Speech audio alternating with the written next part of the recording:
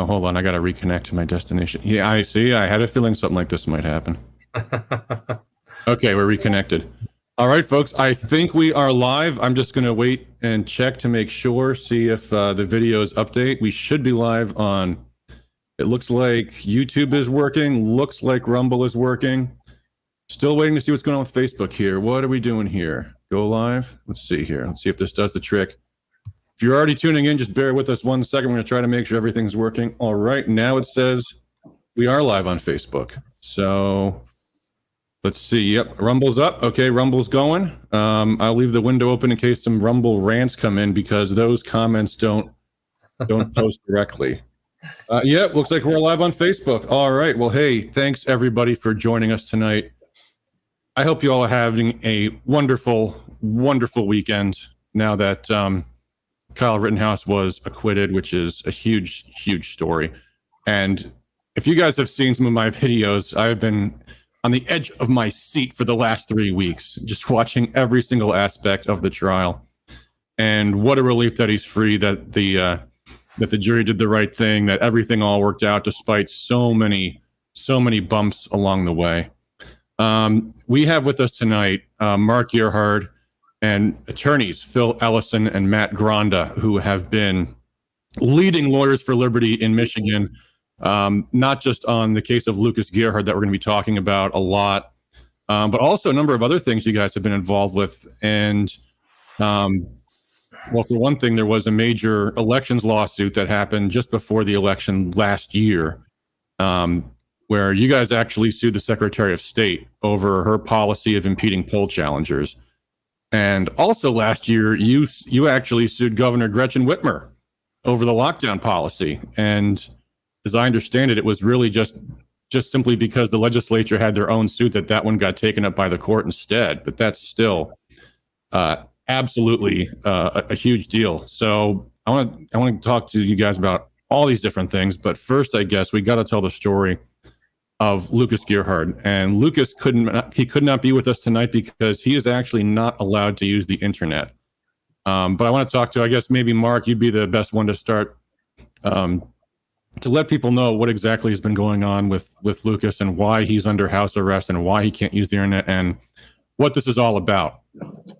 Okay. Well, thanks, Adam, again for having me on the show, and Phil and Matt as well. I know you've been a huge supporter of us, and Rescue Michigan has had a lot of impact, and it's I can just say a morale booster for Lucas when he hears about things like patriots like you that are out there, doing the good and trying to right the wrongs. As in this case is I think turning into a political persecution, just similar to Rittenhouse and similar to Nicholas Sandman. And I think that for the most part, Lucas has weathered it well. I'm sure that a lot of your viewers are very familiar with the story, but there are probably some that aren't. This started in August of 2019. That was 2.5 years ago, or nearly 2.5 years ago. And Lucas was going to college. He wanted to be a law enforcement professional in some form or fashion, either a local, state, or federal. And he was going to Lake Superior State University in Sault Ste. Marie because that school in itself is a great school for criminal justice. A very large portion of the student body there are criminal justice majors. And Lucas's main goal was to graduate and become a law enforcement professional.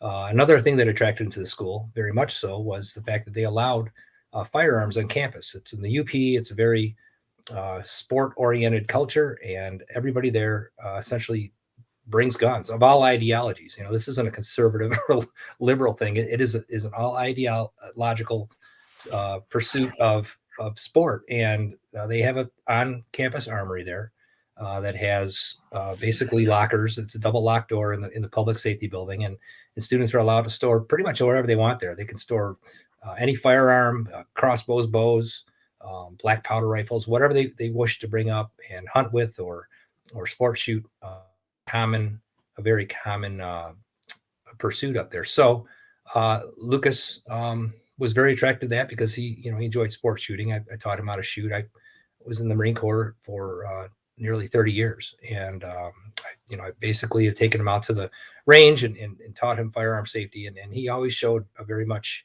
an adherence to safety measures, never disregarded rules. So he's an Eagle Scout. He had shot some as a Boy Scout as well. So I had no issues with him having a gun.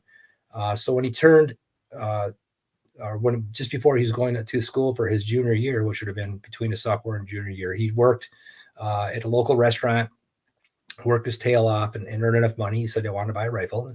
He wanted to buy an AR-15. And I said, look, I've got no problem with that, son. That's a great thing to do to start off now. Have fun with it. So he did. And just before he went up to school, the night before he went up to school for his junior year, he posted a Snapchat with a picture of the rifle against all his bags, and with the caption of basically saying, hey, I'm taking this bad boy up. This ought to melt some snowflakes. And by snowflakes, I mean snow, with a little winky face. It was a joke. And I didn't think anything else of it. So then that next morning, he arrived at the school. He was given his room key to campus. Basically opened every building on campus. But the first thing he did was he checked in his gun. And he checked the gun and his ammunition in as required into the armory, and then went ahead and unloaded all his gear into his room. And about 4 or 5 hours later, he gets a knock on the door, and it's the Sault Ste. Marie Police Department. And they wanted to talk to him about this snap. And it's a long tale on how this all spiraled down into getting to where it's at now. I don't know how far you want me to go into the weeds on that at this point, but he was arrested for that Snapchat. And the charge was making a terroristic threat or false report of terrorism. 750.543 M in the Michigan law code. And it's a 20-year felony, and for a joke. And it's gone on from there. And I'm sure we're going to talk a lot about the whys of that happening and in the questions. But as it stands right now, Lucas remains at this point under house arrest on a tether that I pay for to have him at home, basically awaiting the outcome of this. And his trial, he's not been to trial yet. This has gone through an appellate process already. And I'm sure Phil and Matt will talk a lot more about that. But it's basically we're awaiting further word right now, and I think we'll talk about that in a bit. Yeah, I do want to talk about some of what you said, the weeds of the case, because there's so much to unpack there. And I, the trial and the persecution of Lucas bears a lot of resemblance to Rittenhouse, simply in the fact that they were both ordinary conservative young men, and of course both had an AR-15, and that triggers the snowflakes, and they are out to really silence and go after anybody that they can. And what happened with Kyle was he made himself a target just by being there and by putting out fires and cleaning up graffiti. And they decided they wanted to murder him that night, in my humble opinion. But I think that's exactly what Zeminski was thinking when he shot his handgun. I think that's exactly what Rosenbaum was thinking when he decided to try to grab for his gun. They wanted to put him down that night, and he didn't let them. And then the left wanted to put him down with this trial. And once again, they didn't succeed. But what's going on with Lucas is, I mean, it's crazy that he didn't actually even do anything. And yet somehow multiple judges have looked at this case now and still failed to dismiss. It's unreal. So Phil and Matt, if you can tell us maybe a little bit about what's been going on the legal side of things. I basically interpreted that Court of Appeals decision to say that from now on, basically anybody can be called before a court and forced to defend themselves in front of a jury just because somebody interprets, and I say that loosely, honestly or dishonestly interprets what you say to be a threat. And that seems like such a dangerous precedent that's now been set in our whole state that potentially more people can be dragged into this. But why don't you tell us a little bit about what's been going on with Lucas's appeal and what the legal arguments are, kind of where things stand right now? You can go for it. Philip, you're the appellate lawyer. So thanks. First of all, thanks for having us here. Obviously, we very much like to talk about Lucas's case, and it's kind of a double-edged sword for lawyers like Matt and I, because while professionally it's a very interesting and very unique case that shouldn't be that unique in all honesty, But at the same time, is in order for us to be in the courtroom, someone has to be legally injured, meaning their rights have to be somewhat violated in some fashion for us to be there. But we're proud to be Lucas's attorneys, and where we're at right now is Adam, as you mentioned, the Court of Appeals issued a decision that we feel, and of course in the kind of the stuffy legal parlance, we think is legally erroneous, and personally I think it's legally dangerous. What the Court of Appeals essentially held is that it's a question of fact, not a question of law, as to whether something was intending to be a threat. And that's problematic because, excuse me, the problem is that in order for the First Amendment to be truly protective of speech, the whole point of it is to prevent someone from ever being hauled into a courtroom to begin with. And what's happened now is essentially by the Court of Appeals decision, it essentially requires that there be a trial in almost every instance when one person or a small minority faction of people subjectively find the comments of another, even if it wasn't directed at them, to be a threat. And so in this case, the Kyle's case has been kind of an interesting because he actually shot 3 people. Yeah. And I mean, and I don't really want to get into the political weeds of that too much because there's opinions all around on that.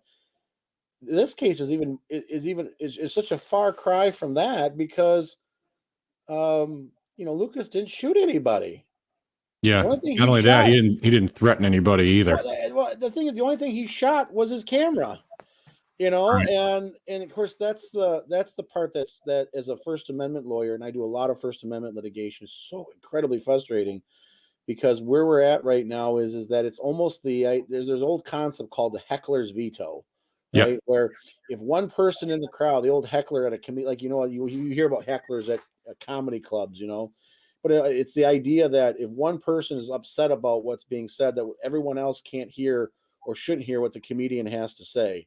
And so what's happened here is essentially the court has said, if a heckler is there and feels, that this is a threat, the jury has to decide whether in fact it's a threat rather than being a question of law, at least a threshold question. So what we're asking, long way around the barn here, is we've asked the Michigan Supreme Court to take this case. The Michigan Supreme Court takes very, very few cases each year. Usually it's around, depending on the year, can be as few as 40, but up to about 60 cases a year. They're taking a few more in more recent years than they have in years past through a new process that's there called a MOA. But what we're asking the Supreme Court to do is to step in and to say what the Court of Appeals did here was a radical departure from the First Amendment, that there is in fact a question of fact, there's not a question of fact, but rather a question of law that exists. And that in this particular instance, with this particular set of facts, when compared to the precedent that's been pretty unanimous for the last, maybe 40, 50, 60 years, that this was in fact a radical departure and that the Michigan Court of Appeals got the decision wrong. And it's interesting because the Court of Appeals, with their decision, as a lawyer, you're not supposed to trash judges by any means. You're supposed to, curtsy, and we all stand up when they come in. But it was almost like the decision has purposely picked out the most minority viewpoint on all of these straggler little cases out there, rather than what the majority First Amendment jurisprudence actually provides for. And it makes Michigan now as our law, which comes from the First Amendment. It makes us the most radical, far-reaching, least protective state in terms of our First Amendment protections. And I think that's something that hopefully the Michigan Supreme Court will fix. So we've not heard from them yet. We've not heard anything about whether they want to take the case or not. The prosecutor did not file a response to our application. The Supreme Court, that's normal. There's nothing to read into that. That's normal. The Michigan Supreme Court may order the prosecutor to file a response. They may take action on our application and just do an immediate reversal, or they might what's called granted as a full case, which means that we'll have a whole second round of briefing, and we'll have formal oral arguments before the court in Lansing to discuss whether, in fact, that the Court of Appeals decision was an error or not. Great. Hey, real quick, by the way, Norman and Bill and Chrissy and Penny in the comments are all saying hello. If you guys have questions for these attorneys, obviously they can't give legal advice. You have to contact a lawyer, and they are lawyers, but you have to contact them directly. You can't just ask questions about law on the show, but I'm sure they're happy to at least take a swing at whatever questions you might have on a number of hot political topics.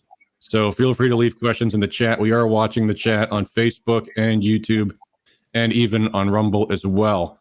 Also, I wanted to mention, let me share my screen here. I want to put up the GoFundMe. We're going to probably do this several times tonight, but I wanted everyone, if you want to help out Lucas, this is the link to his GoFundMe page. I know what you guys think about GoFundMe, and rightfully so. They are garbage for canceling Kyle Rittenhouse's fundraiser. That was a terrible violation of his right to crowdfund his legal defense. However, we actually created this GoFundMe for Lucas before that ever even happened. And we could maybe switch to Give, Send, Go. I did use Give, Send, Go to crowdfund the lawsuit for Steve Carra's lawsuit against the Secretary of State. So we'll be talking about that probably later this evening. But the reality is, if we switched over to Give, Send, Go now, the donation total would vanish back to zero, because this is actually the money that's been raised through GoFundMe. And by the way, guys, yeah, I don't get anything from it. I wouldn't want anything for it. This goes straight to Lucas's legal defense. I think GoFundMe takes just 2% or something for their administrative fees, and that's it. Other than that, this money is all going directly to Lucas's legal defense. So if you can support Lucas, please do.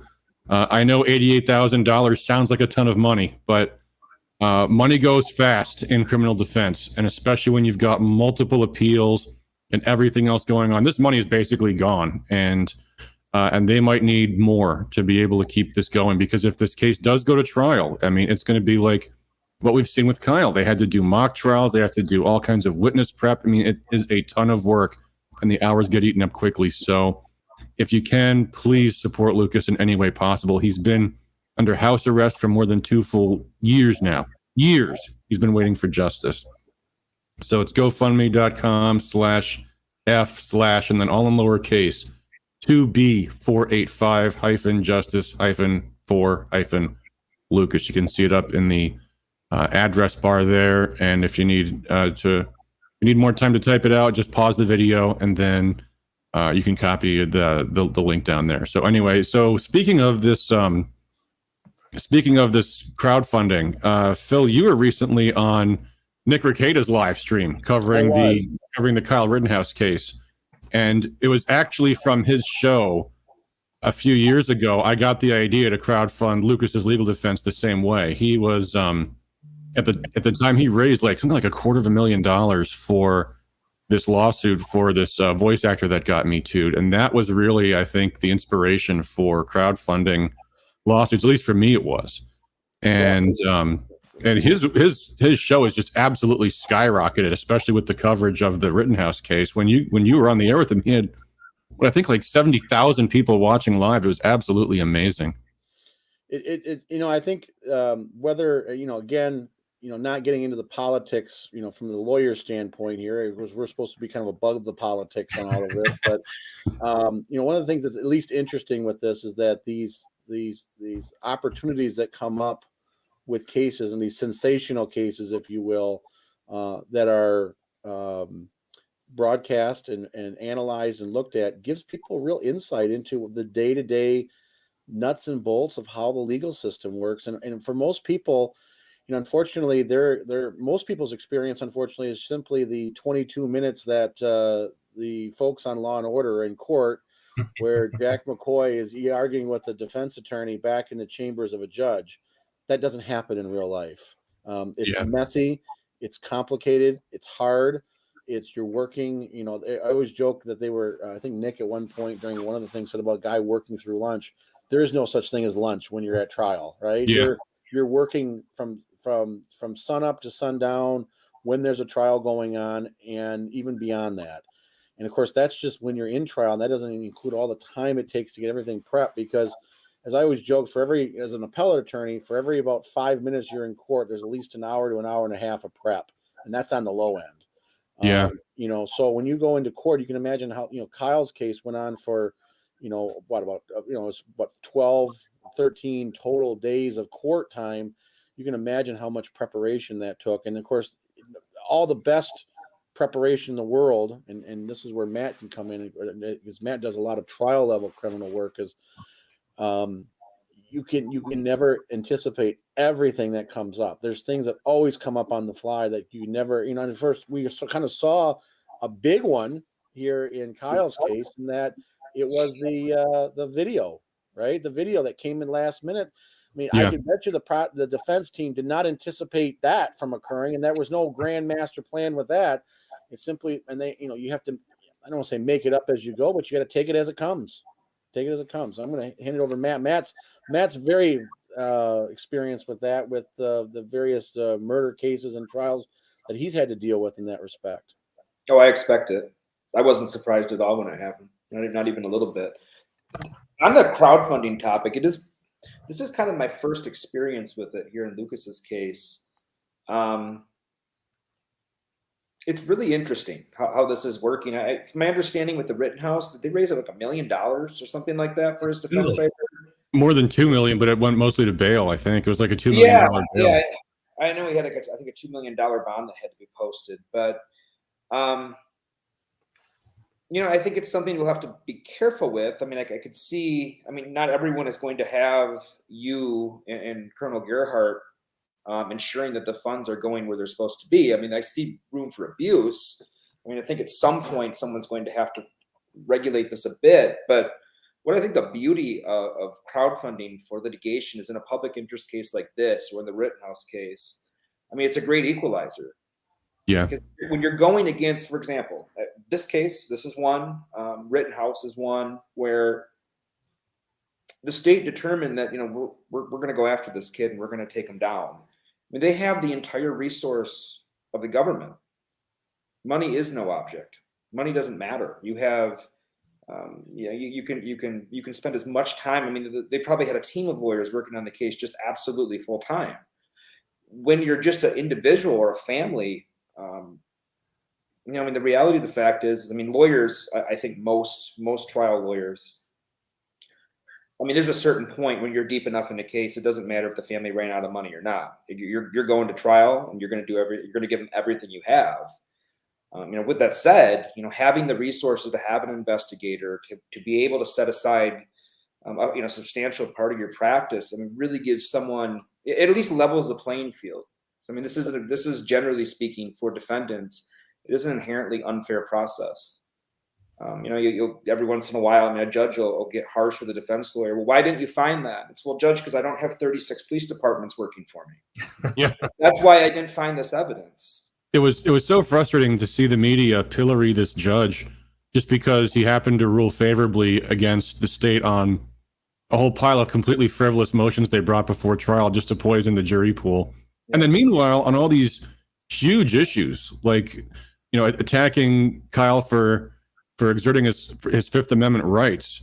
And then at the end of the day, the judge is like, I'll decide this later, I guess. And it's like the prosecutors just get away with everything.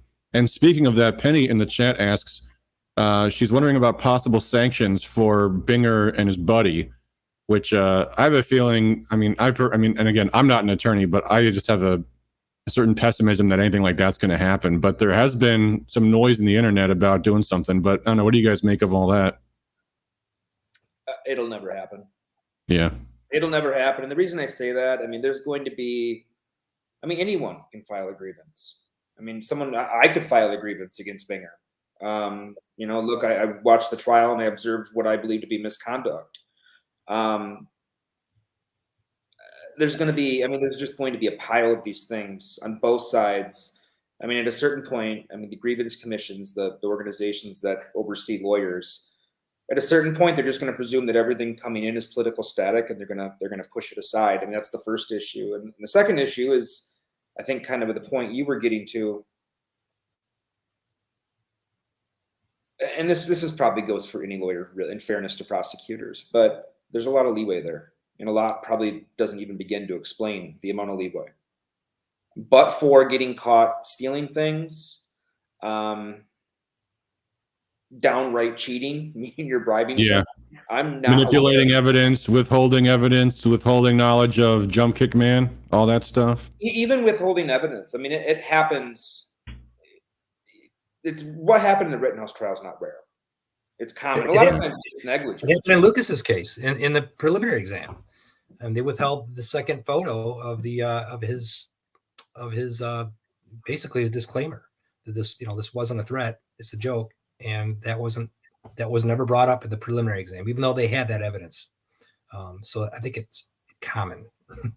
Yeah, a lot of times it's negligence. I mean, just to be fair, there's not a prosecutor here to defend themselves, but a lot of times it's just a prosecutor thinks like a prosecutor and a defense lawyer thinks like a defense lawyer. So they're not always certain or what you think is important or not, but it happens a lot. But once again, I mean, that's where having the resources to invest in these cases, I mean, it doesn't eliminate it, as you could see with the Rittenhouse trial, but it gets you pretty close. And that's what you're really hoping for. Elizabeth asks, aren't those Brady violations? I'm not sure what that means, but so that's what I was just going to say about Elizabeth's comment. They are Brady violations. That's exactly what they are. Brady is a U.S. Supreme Court case that says that when the prosecution withholds what we call exculpatory evidence, meaning evidence that would exculpate someone from being found guilty of the crime that they're accused by the state of committing, that is a Brady violation. It can be grounds for a new trial. It can be grounds, but a lot of times these things aren't discovered until after the fact. And of course, one of the things I was just going to comment on, I didn't have my mute on there, was, large part of why this issue with Kyle's case is probably not going to get off the ground with the prosecutor, even if committing these constitutional violations, would be is the fact that he was found not guilty. And so they're going to say, oh, no problem. Everything worked out in the end. It's fine. Right. But in reality, what happens is more often that these things aren't discovered until after the fact. It's easy to get convicted. It is really, really hard to unconvict somebody who's been wrongfully convicted, even when the evidence is there to show that they are in fact wrongfully convicted. The system is designed to keep people in once they've been designated by a jury guilty, and whether or not that jury decision was on solid foundation or not.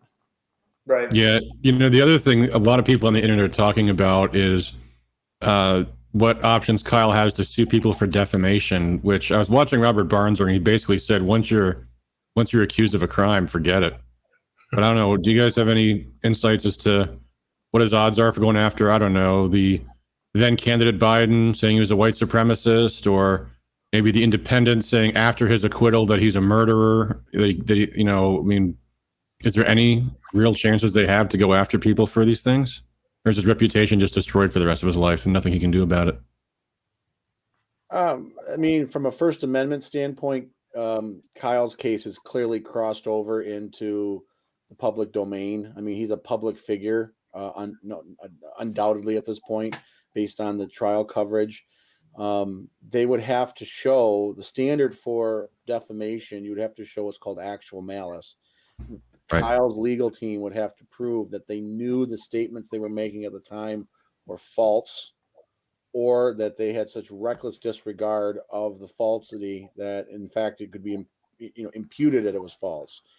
That standard comes from a case called New York Times versus Sullivan. And there's been some chatter by justices on the U.S. Supreme Court right now as to whether or not the Supreme Court should go back and re-examine that standard. Perhaps that standard is too high or too impossible to reach. As someone that prosecutes, or myself, I'm a civil litigator. I've been on both sides of the defamation, and I can tell you I'm more often on the defending side, just because I don't bring very many defamation claims against public officials, because it's almost impossible to beat. Because, for example, the CNN or, any of these, what people perceive as the more liberal news media, right, wrong, or otherwise, what they're going to do is they're going to say, well, we're deflecting to comments made by President Biden, by other members of the press, by other members of the public. Essentially, how can they be found to be that they made a false statement when so many other folks were in fact essentially parroting the same thing? So theoretically possible for Kyle to win some of these cases? Yes, it is theoretically possible. Practically possible? Very, very, very, very, very unlikely. And I underline very. Yeah, it's so outrageous because what they do is they say, well, everybody else is lying about him too, so we were just, we're just following everybody else's lead. But that's the spin cycle the media uses. It was the same thing with, I think it was like the whole Russiagate stuff with Trump. They would just uncritically report something as a source says this, and then pretty soon everyone is saying the same thing, and they're all just quoting each other in a big circle. Well, the old adage about free speech. Now, this is, of course, let me take a half a step back and just say one of the things that I'm always a little leery about is when you can sue someone for defamation. What that is one person asking the state to use its powers to impose a penalty on the speech of somebody else. And I'm always a little leery, just from my standpoint as being the kind of work that I do, to give the state any more power, even if it's on behalf of a private citizen we're looking to sue.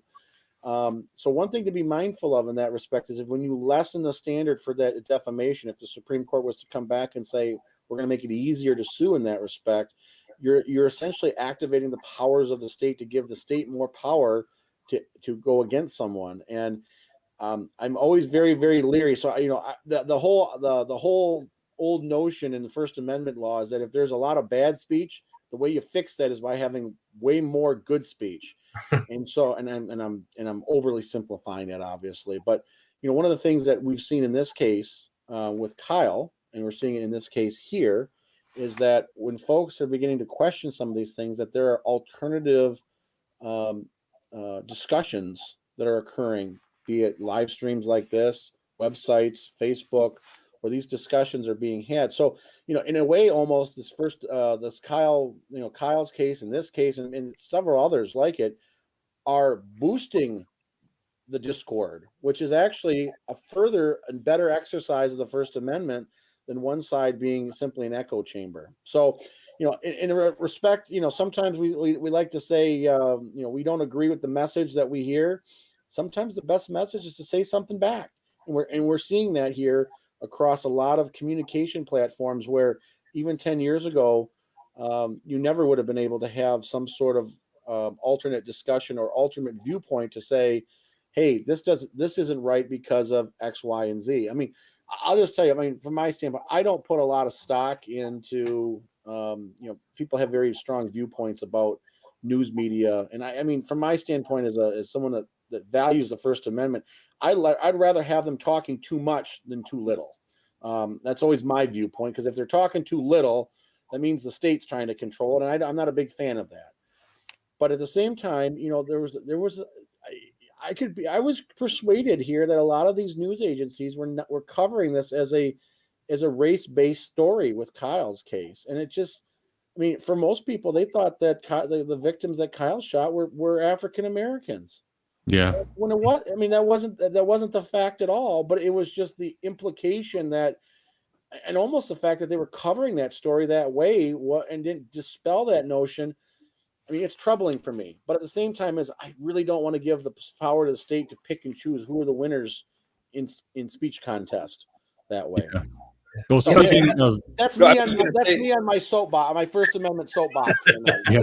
The sad reality is when these criminal prosecutions, it's like a big prosecution like Rittenhouse. There's all this worry and thought and resources.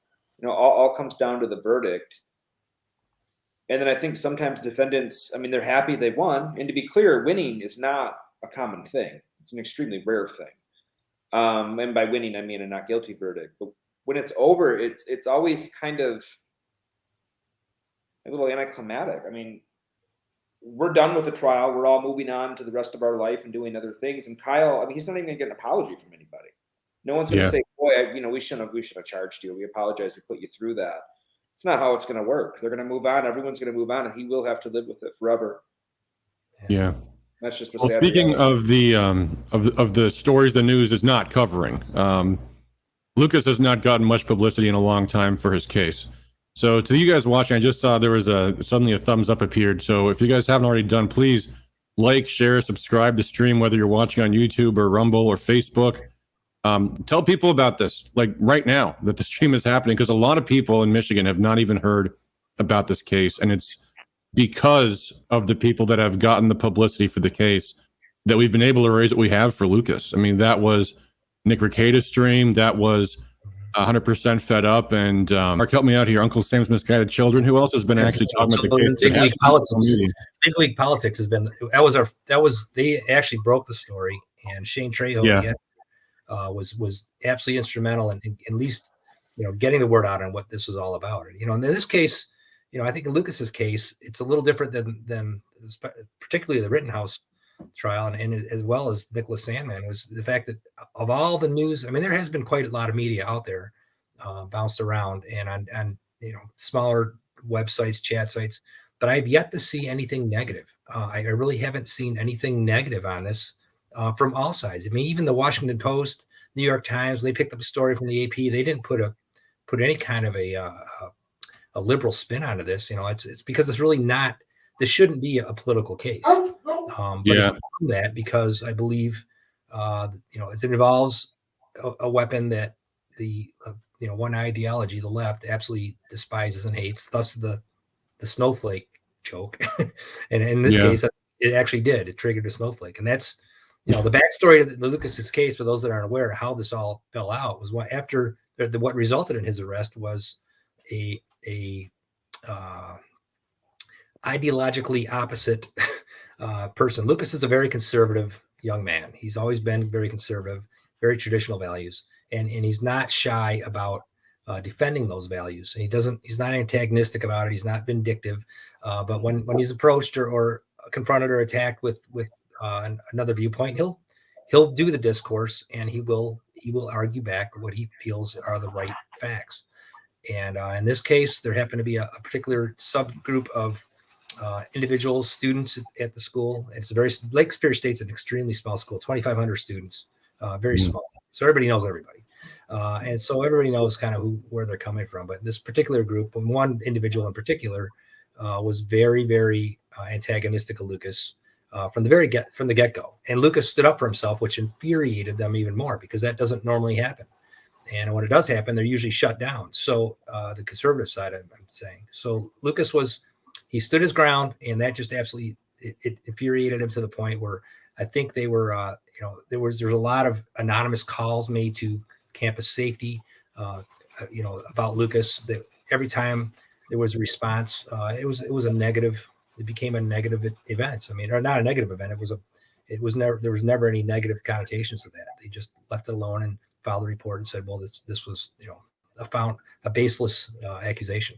But it was happening a lot. And I think it was, even though it was anonymous, I think the group responsible for that, I think it was a focused effort. So what happened was when this chat or when the snap was sent, this one girl, you want me to say her name, Adam? Of course. Lauren Bonds. She's sitting there. She basically saw that the snap. She had been blocked by Lucas. Lucas and her had disagreement over Columbus Day of all things. She kept telling Lucas that he must. She insisted he refer to it as Indigenous Peoples Day, and Lucas said, I don't know what you're seeing on your calendar, but mine says Columbus Day, so there it is. And she kept on him about it, so he just blocked her on his Snapchat. And she was never an intended recipient of this particular snap to begin with. When she saw it on someone else's phone, she took a picture with her phone, and that's when she reported it as a threat. She thought Lucas was going to come up and hunt her down, or all the liberals on campus, or whatever she told the police. I'm not sure. But that's where that really all started, with that single incident. And it cascaded from there through just an absolute tragedy of errors. And I'm not sure exactly, what the intents of, I don't know if there were any ill intent or ill intents from people, but it diminished my faith in a fair legal system, the way I saw this falling out.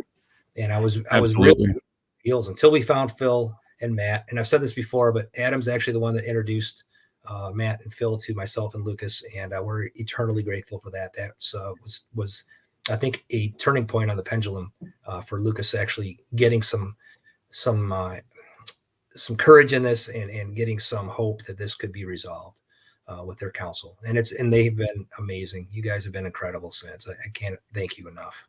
Well, it's been my privilege to do everything that I can to help you out. And for people that don't know, the way I discovered this case was I was working for State Representative John Riley's office, and Mark and Lucas were his constituents.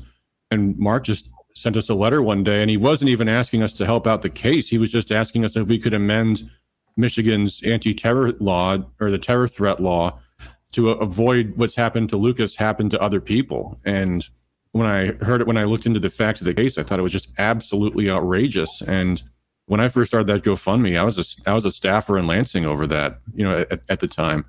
But this issue, I mean, someone Tony Part in the chat said he heard you speak 2 years ago at this meeting, and he can't believe this is still going on. Penny in the chat just said I did hear about this, but I didn't realize it was still going on. Yeah, it's been 2 years that this case has dragged on, and it's been a travesty that this case wasn't thrown out to begin with, that it was brought in the first place, that the Court of Appeals did the wrong thing, that it's even now going to the state Supreme Court. So Jeff asks, how can people help? By bringing it up on different forums. Yeah, absolutely, guys. We need your help telling this story. And of course, the GoFundMe, I'll bring that one up again. It's at gofundme.com. And then, well, there's the link in the address bar up there. And hopefully, if you just Google Justice for Lucas GoFundMe, it will come up. Otherwise, you can see the exact link there at the top.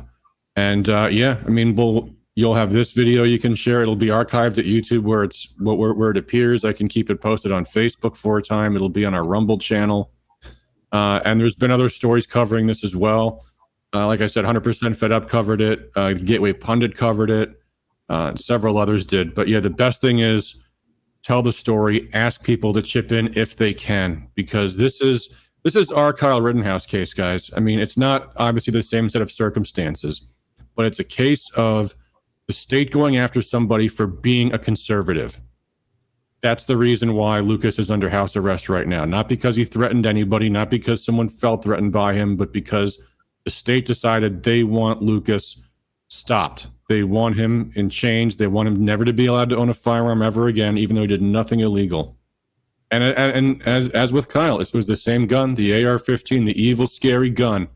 This idiot prosecutor Binger, tries to. I mean, Phil and Matt, what did you guys make of all, or Mark as well? What did you guys make of all that testimony at the trial about the fact that he had an AR-15 compared to Gage Grosskreuz's puny little Glock? I mean, give me a break. You're playing on prejudice. I mean, there's a large group of people in this country who don't like long black rifles. Yeah. And I mean, every time I have a case where there is a long black rifle, I cringe, because I know there's going to be a segment of people that no matter what they say or what they do, they just don't like them. Yeah. Including, strangely enough, Black Rifle Coffee Company apparently hates long black rifles themselves. Don't even get me started with them. Wow. They came drink Three Rivers Coffee, actual veteran patriot from Michigan. Phil, you in the Court of Appeals hearing said, look, I know this, you don't like guns. And I mean, I think the judges took some, I can see that they were uncomfortable with that allegation you made, but whether they directly like them or don't like them, I mean, it does always just kind of change things up. So, I mean, that's the problem. You guys are 100% right. There's just, and it's funny because I think had this been any other circumstance without a gun, meaning if there had been, ninja stars, or if there had been, a sword, a samurai sword, or if it would have been anything else, we never would be here. I mean, yeah. And then that's the reality, is that people come, judges included, come with biases, prejudices, and I don't mean this in the bias, in the dark seated evil sense. We all as human beings have biases and prejudice. Our brains are wired to agree with what we already agree with, and to disagree with what we disagree with. And I always laugh because judges sometimes will say things that I don't agree with are unconstitutional. Well, that's not necessarily the case, and especially that. And of course, that's one of the things the First Amendment was designed or at least it was supposed to be designed for, is you can hate the message as much as you want. You would spend a lifetime wanting to stamp out the viewpoint of a particular message, but you're not supposed to attack and use the power of the state against the messenger. And that's what the part that this case is frighteningly scary from someone in my position as an attorney, because this case is going to set and in fact it has set precedents, and I think it set the wrong precedents. Mm-hmm. It's going to set the precedents for how not just Lucas's case comes out, but the next 1,000 cases that come after that as well. And that's what and I don't want to use the word horrifying, but I'm going to use the word horrifying for a lawyer who's trying to defend and has dedicated his career to defending the Constitution, and particularly the First Amendment, that this one bad decision by a group of judges who I couldn't convince, apparently, that same message, that you can hate the message, but you can't hate them, you shouldn't punish or hate the messenger, got lost. And it's going to follow up, and it's very likely going to affect others that follow this, unless the Michigan Supreme Court steps in and corrects us, which, we've seen no indication that they're not going to, but we also haven't seen any strong indication one way or the other yet. The longer the case pens there, the better it is for us. But we're still waiting to see what the Michigan Supreme Court will do. I mean, maybe Adam, you should step back and just so people understand what's going on. I mean, there's all this talk about appeals. Appeals tend to come at the end of a case after there's traditionally been a guilty verdict. In this particular case, I mean, it's unique in a lot of different ways, but how a criminal case starts out is with an arrest generally. But there'll be a criminal complaint filed, and that complaint will have a number of allegations listed. In this case, it's terrorism. From that point, the defendant will be brought in, a bond will be set. That's usually a pretty straightforward procedure. In this case, it's been anything but straightforward, unfortunately, for Lucas. Yeah. Once that complaint is filed and the defendant's been brought before court, within usually the rule is within 14 days. There's a lot of flexibility in that date, but there's what's known as a preliminary examination. And that is, it's a very valuable tool for courts, prosecutors, and defense lawyers, really. I would call it kind of a sufficiency of evidence hearing. And the point of it was it replaced the old grand jury system. And the point of it is the prosecutor has to get up and show at least some evidence that, number one, a crime was committed to a probable cause standard, and number two, that the defendant's perhaps the one who did it. So it kind of fulfills a gatekeeper function to keep the bad cases out and to keep the cases that should be tried going forward. I mean, there's a lot of criticism in the process because it tends not to filter out a lot, but that's neither here nor there. So once that's done, in this case, the district judge found that there was sufficient evidence to go forward to a trial. It would be shifted to a higher court, a circuit court, which it was here, and then set for trial for what we know as discovery to prepare your case, and then ultimately a trial before a jury. So what happened in this case is once it was transferred into the circuit court, there was a motion to dismiss filed by the defense. And the gist of that motion, as Phil was explaining earlier, was in essence that the determination of whether this particular speech in this case, and I'm not sure if you can pull up the post or not, that's not a determination for a fact finder, meaning a jury or even a judge sitting as a fact finder. That's a question of law that needs to be evaluated. Did you want me to pull up Lucas's post? Sure. So everyone can see. I'm sure I've got it here somewhere. Give me a moment. Keep on going. Well, and we just to clarify real quickly here, Matt. Lucas's initial attorney was a local attorney that I never thought, when this went to an arraignment, I didn't think they were even going to. I thought there's no way they're going to. This is so ridiculous on its face. They're not going to even move forward on this, and then they did. And so I got the only. I mean, you don't know. I have no attorneys on retainer. This is the first time I've ever been in trouble. So the local attorney who was very competent and very, very, very good.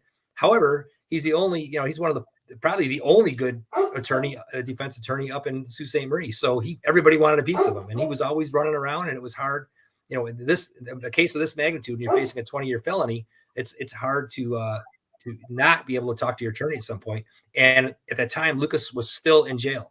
Lucas was in jail for 83 days because the prosecution would not allow him to be bonded out, a $250,000 bond, by the way, wouldn't allow him to be bonded out without a tether. And they wanted him tethered within the confines of Chippewa County, which is basically everything north of the bridge. And I said, look, I don't have any family up here. I don't have any social structure. I'm not going to bail my kid out and put him in a hotel room and wait for this thing to work itself out. And they wouldn't have anything about it. So it wasn't until we bound it over, or it was bound over to circuit, that the circuit court judge was able to get the prosecutor to relent to have him tethered outside of my house. And, all right, and Adam, I want to catch up on some chats here. And this is the picture we're talking about, guys. This thing in the middle here. This is literally the photograph of the photo from a phone of a Snapchat on someone else's computer. That is literally the entire basis for Lucas's prosecution. Posted a photo of his lawfully owned rifle and wrote, taking this bad boy up, this ought to make the snowflakes melt, eh? And by snowflake, and I mean snowflakes as in snow, with a winky face. And in fact, moments later, he even sent a follow-up chat saying, I'm not threatening anyone, this is a joke. Right. I think the most serious crime I can see in that photograph is the A, referencing to the to Canada there, clearly, obviously, right? That's probably the most disheartening thing of the whole detail. But by the way, this is the woman that complained to the campus security. This is Lauren Bonds, folks. This is the one that said she was intimidated by Lucas's gun. Yeah, how ironic is that photo? And that's just recently. Yeah, that was taken just recently. She posted that. Yeah, so she's not exactly the gun phobe she made herself out to be, not by a long shot. So yeah, that's that. All right, I want to catch up on a couple of chats here. Clifton asked, "What happened with the Black Rifle Coffee Company?" Just Google Black Rifle Coffee Rittenhouse. You'll find the stories. They just denounced him because when he first got released, I think he was wearing a Black Rifle Coffee T-shirt or something, and that led the company to denounce him and attack him. So that's that. Penny Swan asks, "Can the hearing be seen anywhere?" I think she's referring to if there is a state Supreme Court hearing, and yes, absolutely, you will if we have a hearing. But yeah, the state Supreme Court, the state Court of Appeals, they do post their hearings live. In fact, Nick Rekieta covered the entire Court of Appeals hearing. That was my first interaction with Nick, where he was being critiquing my arguments at that particular case. You know, so well, Nick was on your side, I think, more so than his chat was. But you know. That's just how that goes. I mean, everyone there is Monday morning quarterbacking. Discovered that apparently they discovered that I got some fat there on my cheeks. They didn't think I realized that ahead of time. Haven't they renamed you Andy Richter now? Yeah, that's another one. The Andy Richter. And as I told Nick's people, that's nothing new. Adam, I don't know if you picked up on this yourself. I actually went to Lake Superior State. Yeah. So I'm actually know when they're talking about what went on, and I actually know the people who are involved with this are people who were there when I were there. Some of the school players that are there, and one of the things that was interesting is that right across the border in Sioux, Ontario, which is for those who don't know, Sioux, Ontario is a much larger city than Sioux, Michigan. And it's very common for college kids and folks from Michigan to go to Canada and vice versa. And it was interesting because Andy Richter was very popular in Canada. So when I'd be over at the Canadian, we called it the Canadian Mall, which is kind of the short version of what it was. They had some names for it, but people would literally stop me to ask me if I was related or if I was him or so. So this is nothing new, right? This is nothing new. But unfortunately, I've not figured a way to monetize that by any means. But people have made that connection time and time again. So, but well, you're an attorney. You're rolling in money. What do you need more money for? Oh, is that what it is? Well, someone should let me know between family and wives and secretaries and overhead. All I get is a Diet Coke, which I'm drinking tonight. So how many wives do you have? What did I say? Wives? Not more than one. Just one's more than enough for that. So, but now, if Lucas's case goes to trial, will that be televised? I'm guessing no. Probably not.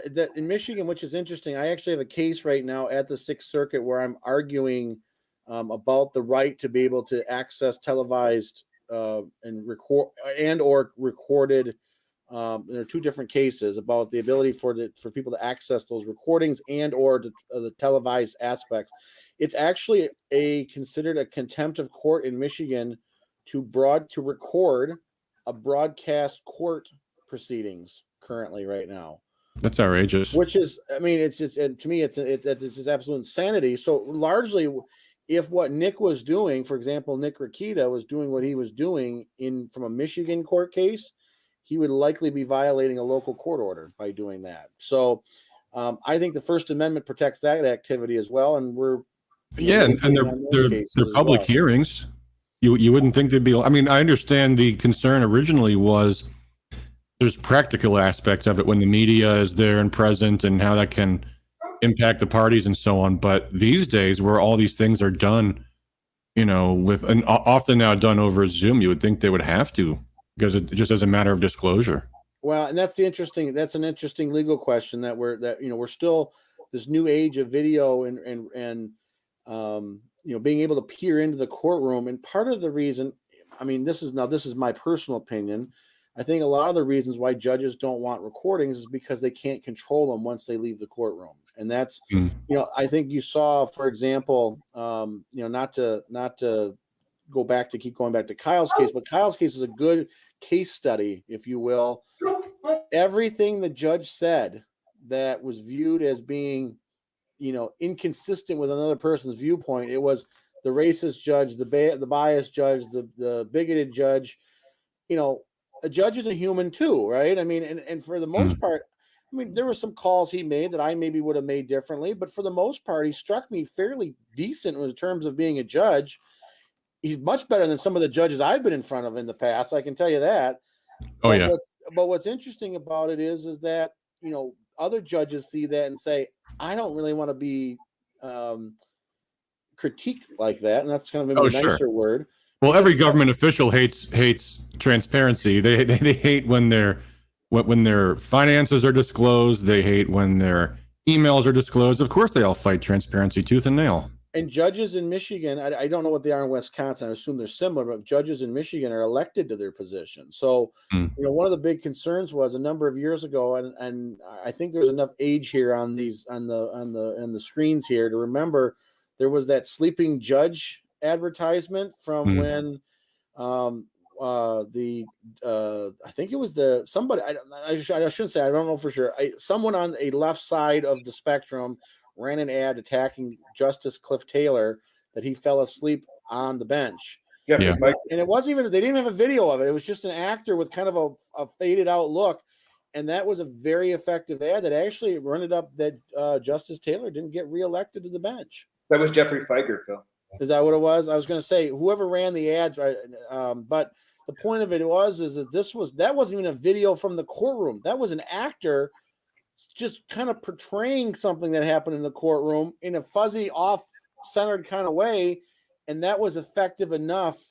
So I think a lot of judges are just simply scared because they just don't know what it's going to do to them politically. So, and they have, and under current Michigan law right now, they have the power to cut off that stream and say, don't use it, don't access it, don't record it.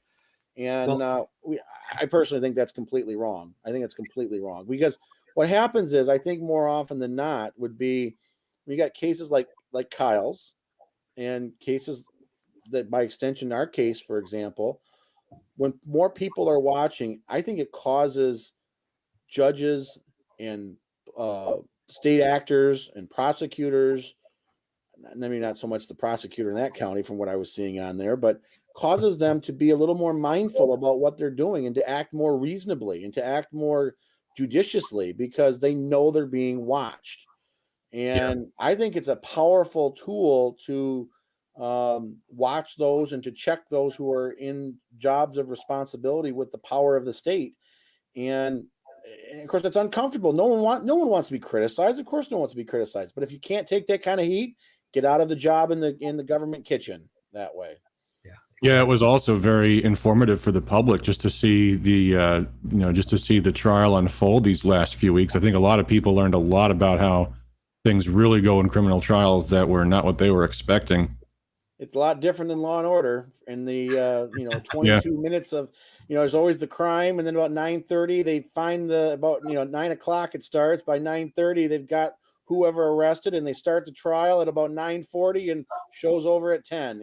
So Well, and think about the press coverage, how negative it was against Kyle Rittenhouse, and how it would have gone continually as the trial progressed if that disinfectant daylight wasn't there with the cameras of exposing exactly what was going on. There could have been a lot more heartache and on both sides because of that. So I think it's in Lucas's case, I don't think that's going to happen, because I know for a fact that we had a previous dismissal, a motion to dismiss, and that was adamantly opposed by the judge to have that videoed. So I don't think it's going to happen in his case. If it happens in the circuit court. The other part that's interesting on all of this too is that even with the video of Kyle's case, we still have people that have wildly different opinions about what happened, even when they got to see it, TikTok minute by minute on it as well. Yeah. Yeah.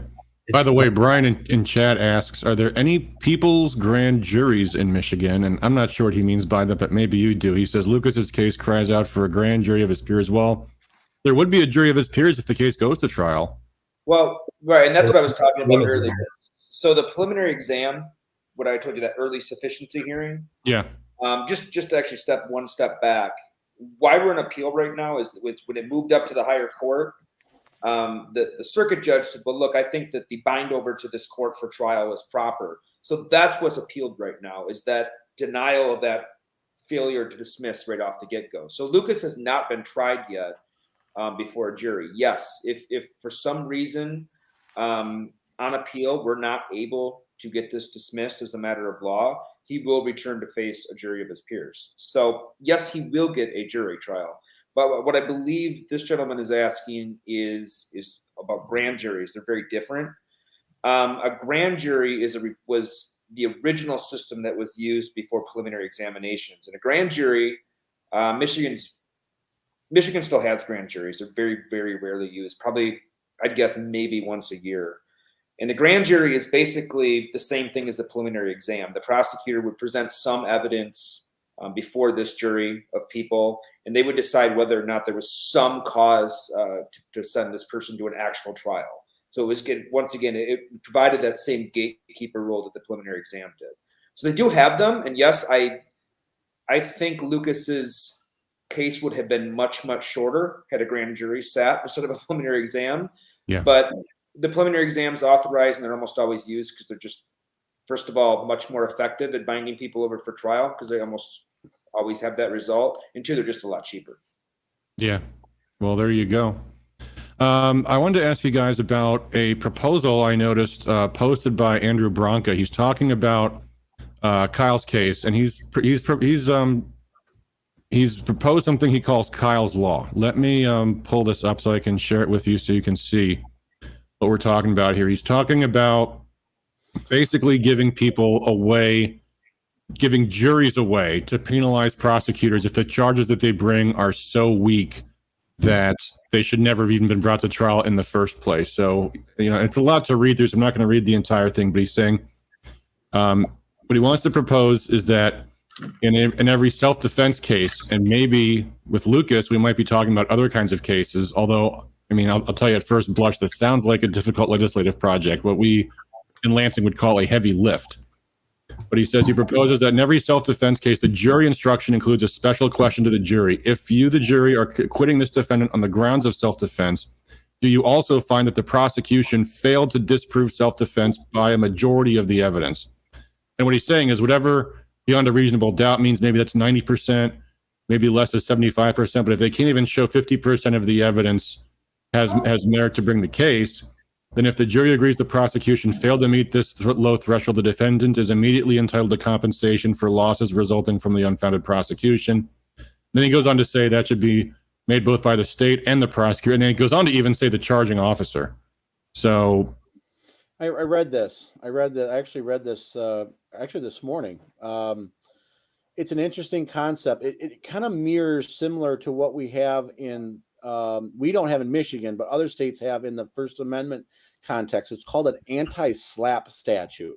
Yeah. And what an anti-SLAPP statute is essentially is that if someone sues you for the wrong reasons, a lot of times, in fact, Matt and I are dealing with a case right now on this, where somebody sues you not because they think they have a strong case, but because they know it's going to inflict time and losses and expense and lost income, sleepless nights, things like this, and they do that for that particular purpose. Some states have a statute similar, not in a criminal, but for the civil context, that says if in fact you committed a SLAPP statute, you as the plaintiff, the plaintiff has to pay the defendant's attorney's fees on that. Mm-hmm. And I'll just say this: my experience has been, at least in Michigan, is anytime any of these laws try to compensate somebody from the state, particularly, for example, right now we have the wrongful conviction compensation statute that went into effect. The courts and the state are making hair-splitting differences in the law. That interesting are those same level of hair splitting not done in criminal law, but then they do it in the context of, for example, the wrongful conviction statute to avoid trying to pay or authorizing payment in this respect. So it's very interesting. I kind of think the idea is kind of unique because what it does is it puts more responsibility. It puts the prosecutors, kind of some fat in the fire, if you will, to make sure they bring legitimate cases. Because right now, one thing we were talking earlier, you were talking about bringing a lawsuit against the media or some of the other officials. One thing that I've seen people ask or make comments about on Twitter is bringing a lawsuit against the prosecutor or the prosecutor's office for Kyle's ordeal.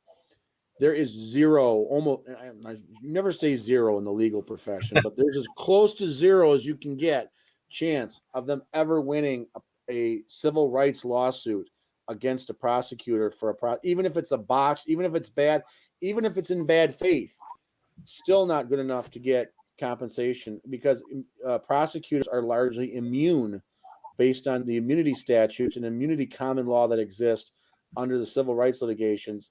I'll just tell you, when someone shows up to my office, and I get one once in a while that will call and say, I want to sue a prosecutor for what they did to me. And frankly, I just usually won't even take them or tell people don't waste your time with them because your chances of winning on that are so slim. Now, there are exceptions. One thing that you have to be mindful of, and I don't want to be tipping any hands of what we may or may not be discussing here, but those are things which you want to make sure you have a good team of lawyers on, because if you somehow trip over and make the wrong argument in the criminal case, you can trip up and mess up things in your later civil case as well. And of course, anywhere along the way, the state can dismiss the ability to pay and protect the monies in their coffers. They're going to do it in that respect. Well, I think that communist Gage Crossright or whatever, I think he found out the hard way. His whole civil, he pretty much flushed that one himself. Well, right now I just saw that there's a couple of the I think one of them that was one of the individuals that was shot by Kyle. They're bringing a civil rights action against the police department for failing to protect, kind of a failing to protect type theory. I mean, one of the things why they're going after the cops is because the chances and the ability to go after the prosecutor is so incredibly slim. It's not from a lawyer standpoint. It's almost a fool's errand to go down that particular route. But there are certain very specific circumstances. And in fact, the Fifth Circuit, which sits down in Texas, Louisiana, those states like this, they just found a case where the prosecutor is on the hook, or at least potentially on the hook. It hasn't finished the case yet, but the Fifth Circuit said the prosecutor does not have immunity for the actions that they did with a criminal prosecution. So it is there. And so one thing, if your folks are listening and they come across the story, and hopefully they never come across the story like Kyle's had to go through and Lucas has had to go through. But if you get there, the one thing I will say, and not that I'm trying to plug us by any means, but get good lawyers, because one of the things you want to make sure is you're not playing checkers. You're playing chess, and you're playing a very complicated game of chess. And so one thing you want to make sure is that when you do these kinds of cases like this, that you can provide for the opportunity after the fact. And I don't know what, Kyle's case, for example, has got a lot of layers and tentacles and different pieces that, with how big and how much viewing and I don't know what the right words are to describe. Basically, they got so much attention on the case.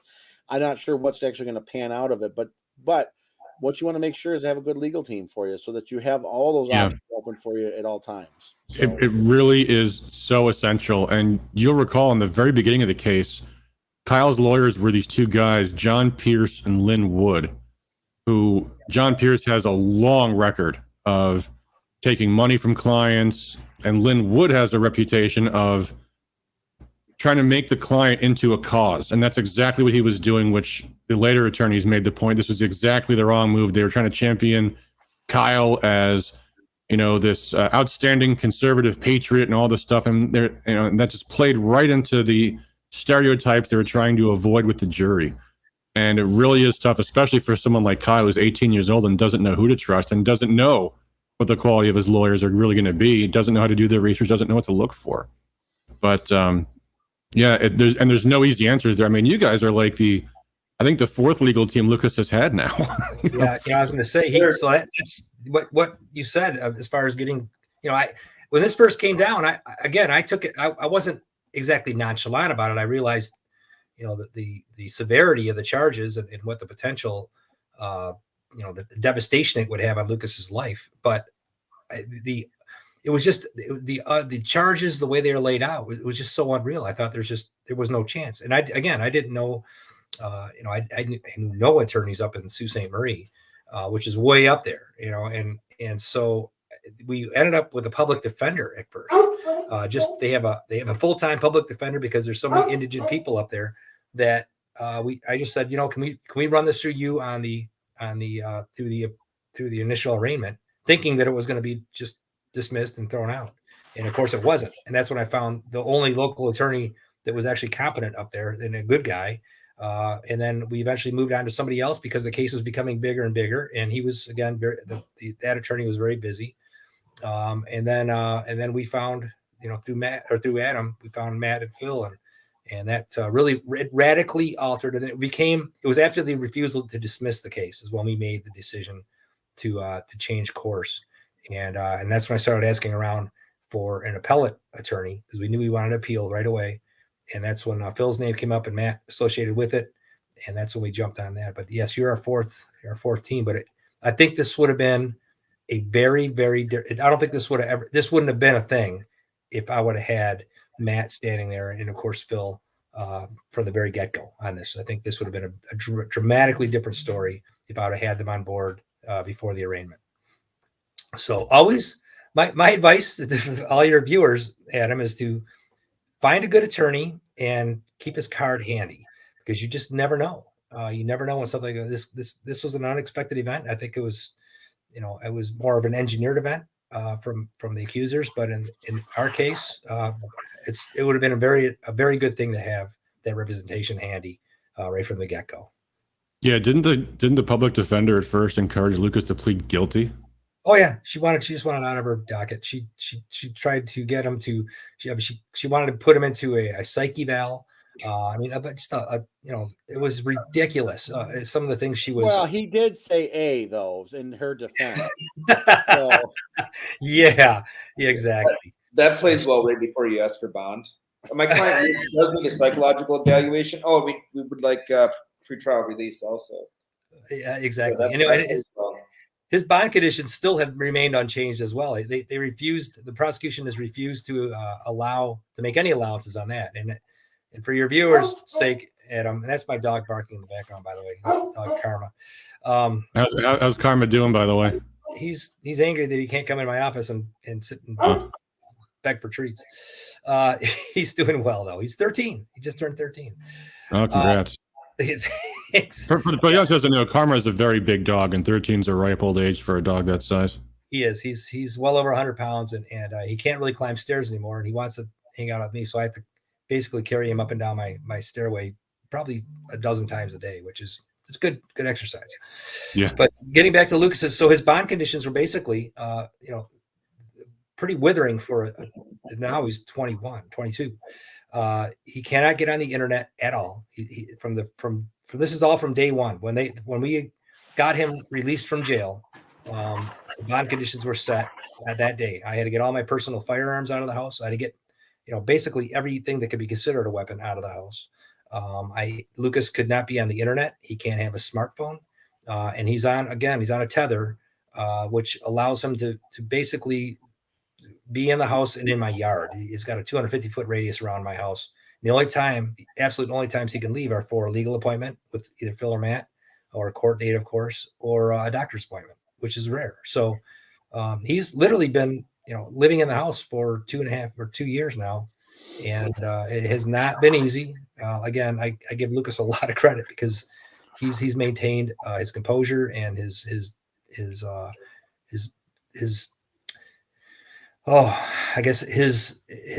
hope that this is going to resolve itself into something favorable. And, but he's missed 2 years of school. They wouldn't allow him to, I asked if they could even get him on a metered line on the internet to let him take classes online. And they just wouldn't have anything about that either. So, his life's been a deficit for 2 years now because. Yeah. And Penny in the chat just mentions she didn't realize you were Lucas's dad. And that's the reason why we can't interview Lucas is because he is not allowed to use the internet.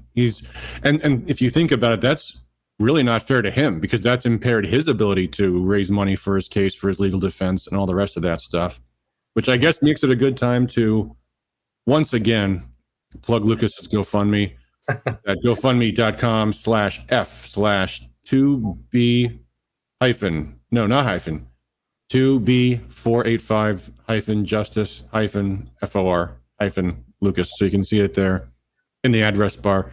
And again, guys, the money you raised here looks like a ton of money. It's been gone. He's been through, we've heard now, he's on his 4th legal team. He has an appeal before the state Supreme Court, multiple bond hearings, and may yet even have a trial up ahead. And if just to imagine what it'd be like to be a 19-year-old who's been prohibited from using the internet or leaving the house for 2 years, that every day, every week this goes on is just awful. And we're doing everything we can to try to get some kind of resolution, maybe even pass a law. We're working on that. And by the way, so you guys all know, because we owe you all an update, but the hearing went really well on Lucas's bill in the House Military and Veterans Affairs Committee. We introduced legislation that's going to clarify the elements of a terrorist threat. And we've actually, I think, worked out language now that everybody, including even the Democrats, are going to be favorable to. So we're hoping to have some more movement in that, hopefully as soon as possible. And we'll let you know more about that as that develops. But failing an appeal, Lucas is facing trial in, was it February or March? It's scheduled for late February now. Yeah. Well, there you go. Which is a great time to go up to the UP. Yeah. So if you can, guys, please help out Lucas. He needs our help. I'm sure there are other cases out here in Michigan that are equally important, but to me, this is a case that's at the nexus of so many important things we care about. The First Amendment, the Second Amendment, cancel culture, the weaponization of the justice system, all this stuff. And I've never seen a case like this where, other than I guess the Rittenhouse case, where the facts are so absolutely one-sided in Lucas's favor, where he did absolutely nothing wrong. He doesn't have a criminal record. In fact, Mark, I think you've said it a little bit, but feel free to elaborate. I mean, this kid was persecuted by his students on an ongoing basis at LSFU. Nothing was ever done about that. He would come home and tell me. I mean, I honestly, I feel terrible because he would say, all the issues he was having with this particular subgroup of leftist ideologues, and I kind of took it in the grain of salt. But as it turned out, he was probably, if anything, basically underselling how much grief he was taking by this group, and he was getting that very little support from the school itself. There were a few professors there that were literally on his side and basically counseling him and keeping him in school. But yes, and as far as the GoFundMe goes, I guess full disclosure too, Adam actually started that, and I would have never thought of it. It's something that I would never thought of. But thank the Lord, Adam, that was a godsend. That money, that amount looks very large, and it is, But in actuality, that I can say it accounts for about half. I've recouped about half of what I personally outlaid in this. And I'm sure people know legal defenses are expensive, but there's ongoing costs, like his tether. I pay for his tether every month, and there's constant ongoing costs, and retainers, of course, that are paid. And it's, you do that for a reason, because you need to, and you need competent counsel. And in my case, I got double lucky because Matt and Phil, I think, I shouldn't say that I'm underpaying you guys, but I think we're getting a lot of bang for the buck out of you too. And Lucas mentions that just about every other day, how much he appreciates it. But it is. Says Texas shooter gets a $25,000 bond the day after he shoots 4 people. Yeah. How much was Lucas's bond? $250,000 initially. Somewhere along the line, it got knocked down to $200,000. I have no idea where. And I was willing to pay that right off the bat, but it was, again, they wouldn't allow him to be tethered out for 83. He spent 83 days in jail, almost 9 months or 3 months. And the irony of that whole thing is the Chippewa County Jail. It's also a federal holding facility. And they literally, I found out through talking to some of the corrections officers there, that they actually had 2 actual terrorists that were on the other side of the facility, on the federal side, that were being held at some point. So there were really terrorists in there, even though Lucas was being held under his charges. But it gets to be insurmountable at some point, and it would have probably, I was on my just last thread of sanity trying to keep up with the outlays, the initial outlays of cash. And again, this is an unexpected thing. I mean, imagine for those of your viewers, if someone came to you and said, okay, we need an initial $40,000 for bail and for initial retainer on an attorney, come up with that. And it's luckily I was in a position, I just happened to be in a position to be able to foot that initially and keep the momentum going. But it is a high hurdle to do. So every dollar of that GoFundMe has gone towards Lucas's defense. I'm keeping very accurate books and ledger on where that money's going, just in case there is any questions. And I'm assuming there won't be. I'm a retired Marine colonel. I have a top secret clearance. I work with the federal government now. If I was to try to do something screwy with that cash, I think I'd probably be in a little more trouble than Lucas is right now. So it's all above boards, and I do appreciate every single dollar, no matter how big or small a donation comes in. I tell Lucas about them, and if there's a note attached to that on the GoFundMe, I always read it to Lucas. He obviously can't see it on the computer, so and he takes each one of those to heart. And there's been some very moving notes that have been written on that, and it's almost as impactful as knowing the people out there supporting us monetarily. Just having people there and patriots out there that are knowing the First Amendment's at risk on this, and feeling for Lucas's plight. He's never been in trouble in his life. Lucas has been a very straight level kid. He's for Eagle Scout. He doesn't have a speeding ticket on his record. So for this to happen to him was a little bit shocking. Yeah. Paula in the chat makes an interesting point. She mentions Garrett Soldano, one of the candidates for governor.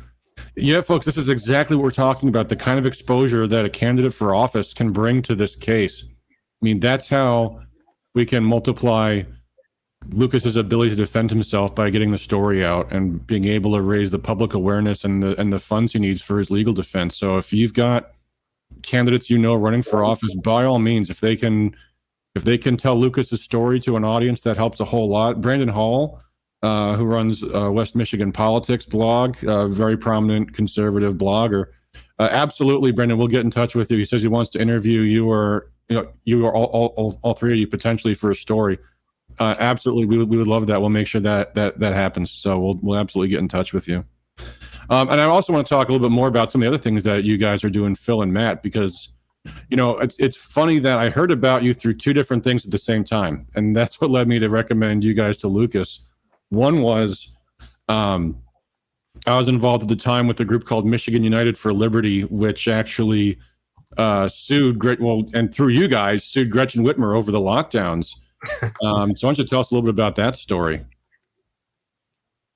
So, I mean, Matt and I, interestingly enough, are really we're the first ones out of the gate to challenge, a lot of the exercise of authority that the governor thought that she had under the 76 law and the 45 law that, and we called into question the structure by which it had occurred. And of course, over the course of the history of the law, and not to put a historian's hat on or a long-winded lawyer's hat on, but for the most part, these laws were used for regional, localized, small deals where while probably unconstitutional, kind of solved itself within a couple of days, declared state of emergency for a riot one night in Detroit, or I know the governor actually used it, declared, and Gretchen Whitmer used it for when Detroit flooded.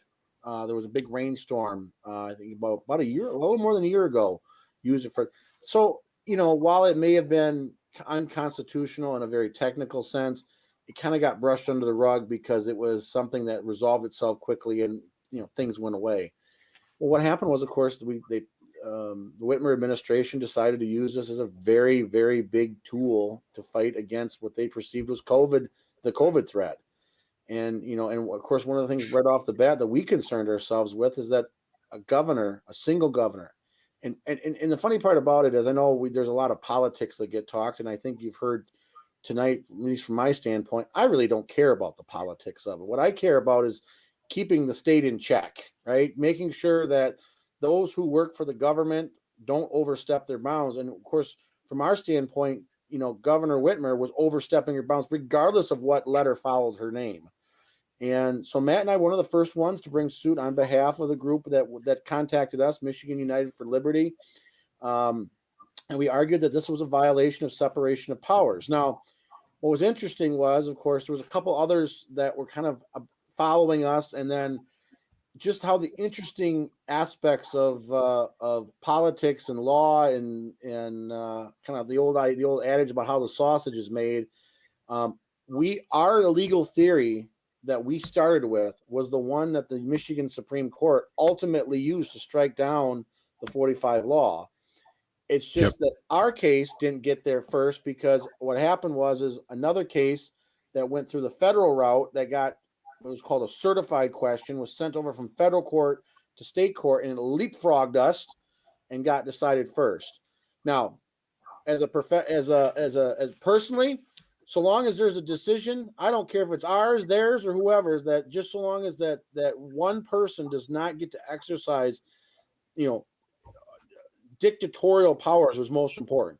Professionally, I would have liked to have been the one to been there, of course, but naturally, but the outcome was right. Of course, now we're seeing COVID numbers going back up again, and now when it's not popular anymore, we're not seeing anybody saying anything anywhere at the highest levels of state government. So no, there's an election less than a year off now, so I think the policies are going to just be a little bit different right now. Bit different. So it wasn't so this idea that it wasn't a political decision just doesn't hold water. But so what's important is now we're seeing that these court cases like this that Matt and I do, they're somewhat unusual in the fact that we are one of the few people in the state that take on cases where we're fighting against the government and telling the government you're overstepping your bounds. Now, whether it's a prosecutor, that with a charging decision, whether it's the governor with these kinds of cases, or, for example, we were talking the other one about the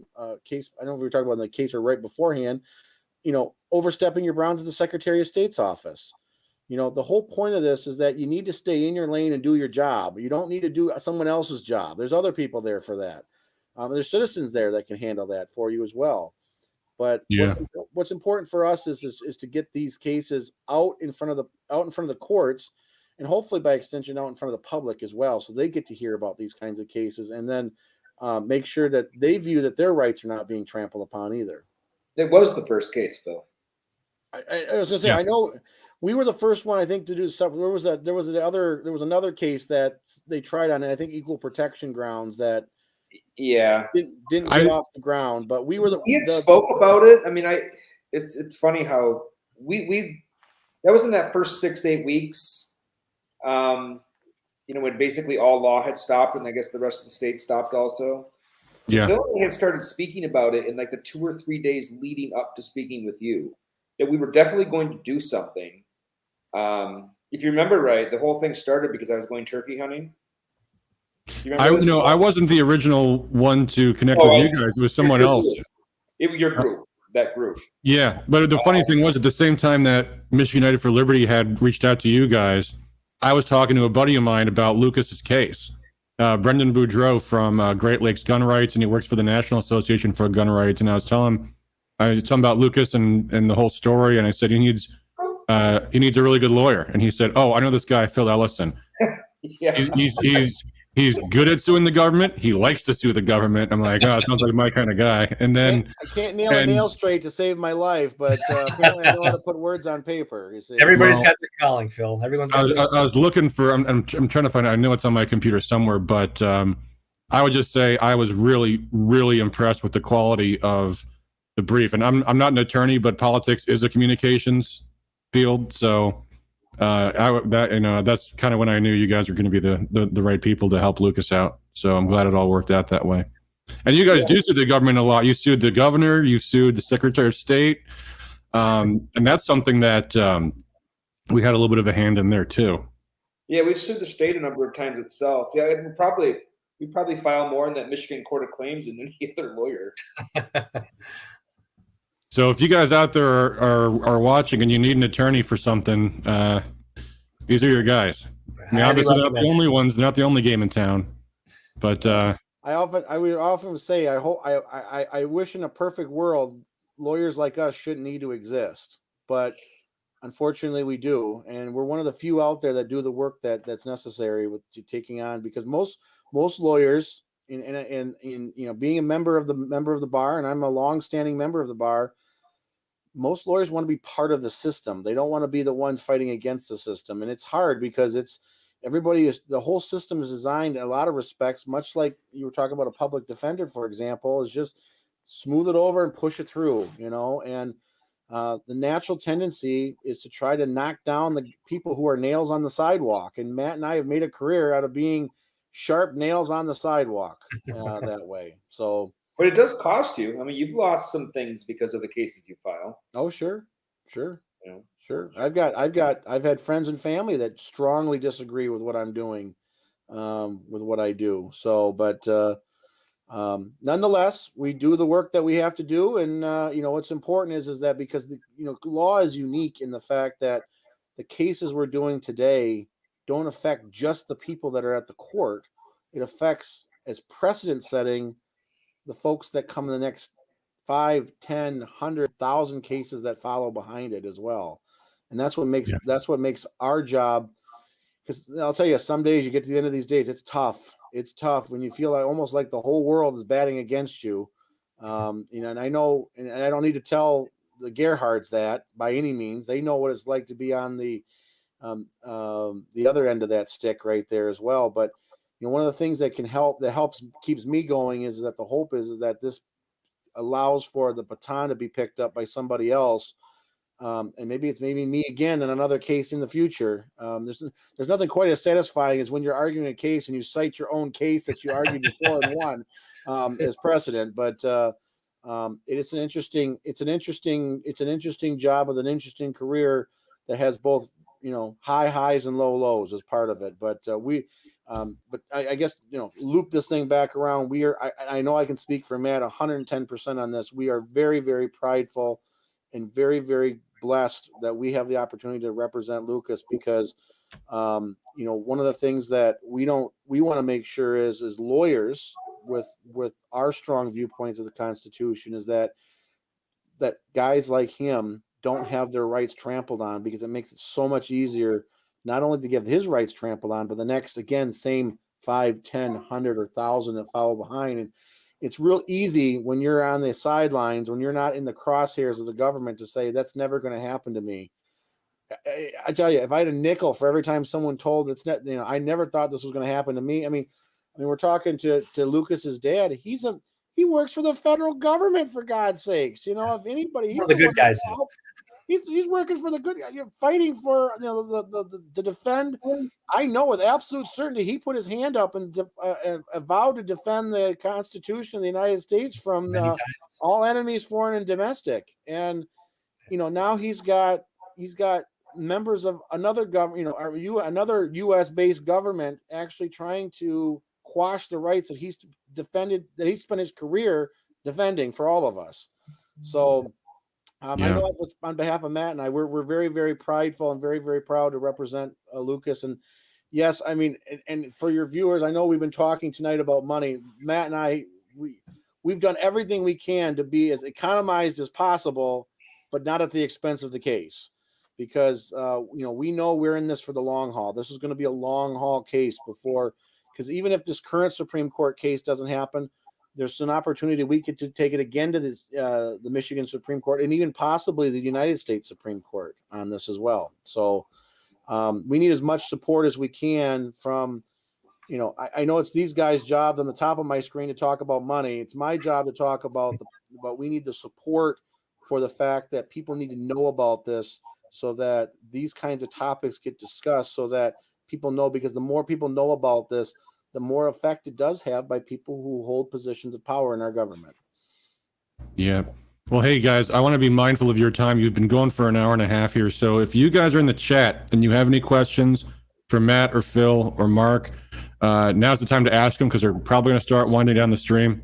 It is late on a Sunday night.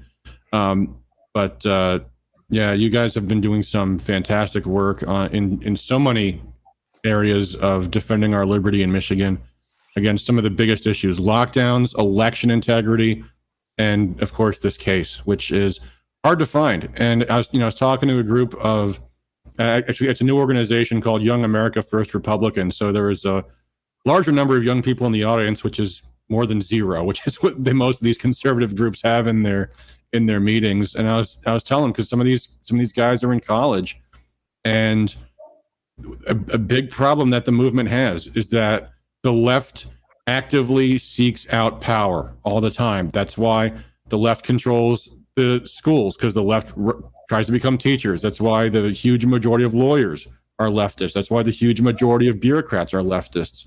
And our side tries to stay away from that. We want to do the opposite. We want to build a company. We want to, grow our own organization. We want to be self-sufficient people and try to avoid areas where we have power over others. But the reality is, power exists in a vacuum, and if you don't have it, someone else does. And we need more serious patriots to be going to law school, to be applying for federal jobs, because these bureaucrats have a ton of power over us. We need more people running for school boards and local offices and all the rest of this stuff. And it's tough when it goes against our nature to do those things. So I'm glad we have lawyers like you guys out there, because there's not enough of you. Well, we're really appreciative of that. And I'll just chime one more thing before I cut off tonight is, our Constitution is really, it's managed to take the dark side of the human's condition, or the dark side of the human heart, meaning, skepticism and distrust, and use that power to create a government where each branch is watching the other one in that respect. And it's a genius. It's an absolute genius of an idea. But one area that the Constitution, the founding fathers did not, I don't think, anticipated and did not appreciate, was the rise of the bureaucratic class, the group of the folks that exist between the citizenry and the high level elected officials. And those group right there wields a tremendous amount of power. In most of the cases that Matt and I actually are trying, a lot of times we're suing the head of the agency. That's true. I mean, whether it's Secretary of State, the governor, whatever. But a lot of it is because of the decisions that mid-level bureaucrats are deciding on behalf of. For example, we use the word administration. Well, that administration is the short version of saying the bureaucrats that exist there. And so that's one area. If I can, as much as I sing the praises of our Constitution, that is one area that the Constitution has failed in is the anticipation and the power wielded by the bureaucracy that exists at state, local, and federal, all over the place on that respect. So, hopefully, what's important is you were talking about getting folks in. The more folks that are in the positions to decide to keep the footprint of government smaller, in my view, is better. Yeah. But if you're not there, decisions are made by those who show up. And if you're not showing up, those decisions aren't being made. They're being made by somebody else who will be there then in that respect. Yeah. Ross is wondering, are you guys defending any of the January 6th defendants? No, we're not. We are not. We do mostly civil rights litigation, more so than criminal defense. We do specialized cases, for example, like Lucas's, where we do criminal defense. But most of our stuff is when not necessarily the government's charging, but usually we come in after the fact more often than not with lawsuits is what we end up more often than not doing. But It's Yeah. my background. And plus, I think there's like 12 defendants from Michigan, but they're all held in Washington, right? Right. All the cases are in D.C. correct. Right. So Yep. So All right. Yeah. Well, hey, pleasure being here tonight. Thank you so much. yeah. Stay on for one moment after we can say our proper goodbyes after after we end the broadcast. But to everybody else in the chat, I want a quick reminder. I want to do one more plug here for Lucas's GoFundMe. If you guys want to help out Lucas, or if you guys want to just help out justice, I mean, the best thing you can do is spread the word about this case. Let people know this is still going on. He was arrested more than 2 years ago, well over 2 years ago. And he needs our help. He needs our support. The link's there on the screen. You can pause it. In fact, I don't know if I can blow it up. I don't think I can. But it's GoFundMe.com/F/2beta485-justice-FOR-Lucas.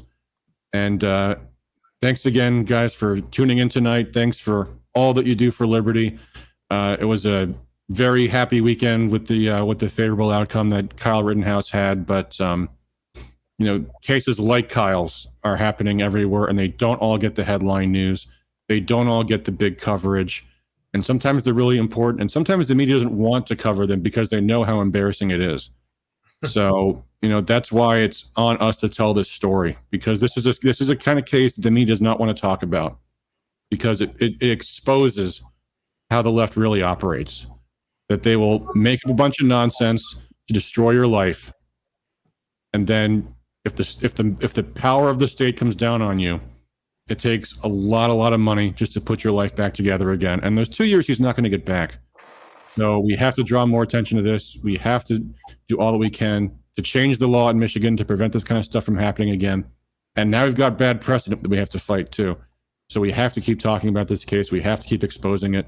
So I appreciate all you guys that are spreading the word about Lucas. And if you can, and the people who have donated today, thank you so much. We really do appreciate it. And we're going to keep sharing this story until the story has a positive end. And then we'll see where we go from there. So, all right, guys, thanks again for all they do for liberty. Until next time, peace. Thanks, Adam.